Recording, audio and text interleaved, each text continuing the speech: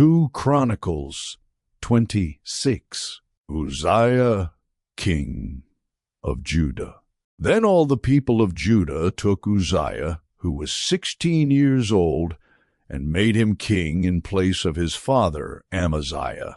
He was the one who rebuilt Elath and restored it to Judah after Amaziah rested with his ancestors. Uzziah was 16 years old when he became king, and he reigned in Jerusalem 52 years. His mother's name was Jecholiah. She was from Jerusalem. He did what was right in the eyes of the Lord, just as his father Amaziah had done. He sought God during the days of Zechariah, who instructed him in the fear of God. As long as he sought the Lord, God gave him success. He went to war against the Philistines and broke down the walls of Gath, Jabneh, and Ashdod. He then rebuilt towns near Ashdod and elsewhere among the Philistines. God helped him against the Philistines and against the Arabs who lived in Gurbal and against the Munites. The Ammonites brought tribute to Uzziah, and his fame spread as far as the border of Egypt, because he had become very powerful. Uzziah built towers in Jerusalem at the corner gate, at the valley gate, and at the angle of the wall, and he fortified them. He also built towers in the wilderness, and dug many cisterns, because he had much livestock in the foothills and in the plain. He had people working his fields and vineyards in the hills and in the fertile lands, for he loved the soil. Uzziah had a well-trained army, ready to go out by divisions according to their numbers, as mustered by Jeiel the secretary and Messiah the officer, under the direction of Hananiah, one of the royal officials. The total number of family leaders over the fighting men was 2,600. Under their command was an army of 307,500 men trained for war, a powerful force to support the king against his enemies.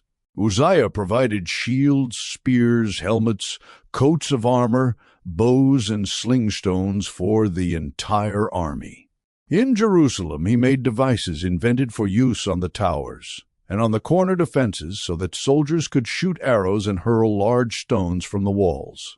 His fame spread far and wide, for he was greatly helped until he became powerful. But after Uzziah became powerful, his pride led to his downfall. He was unfaithful to the Lord his God, and entered the temple of the Lord to burn incense on the altar of incense. Azariah the priest, with 80 other courageous priests of the Lord, followed him in.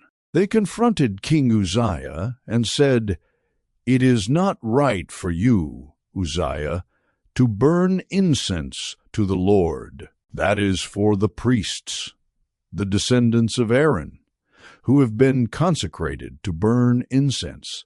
Leave the sanctuary, for you have been unfaithful, and you will not be honored by the Lord God."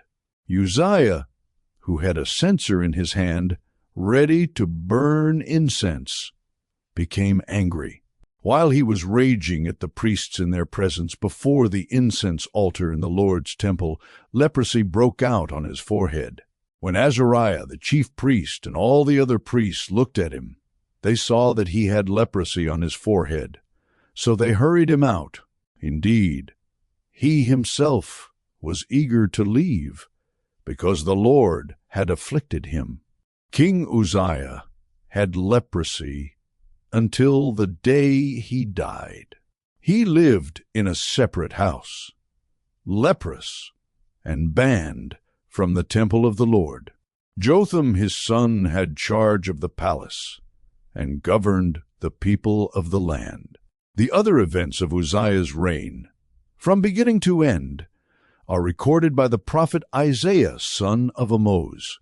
Uzziah rested with his ancestors and was buried near them in a cemetery That belonged to the kings, for people said.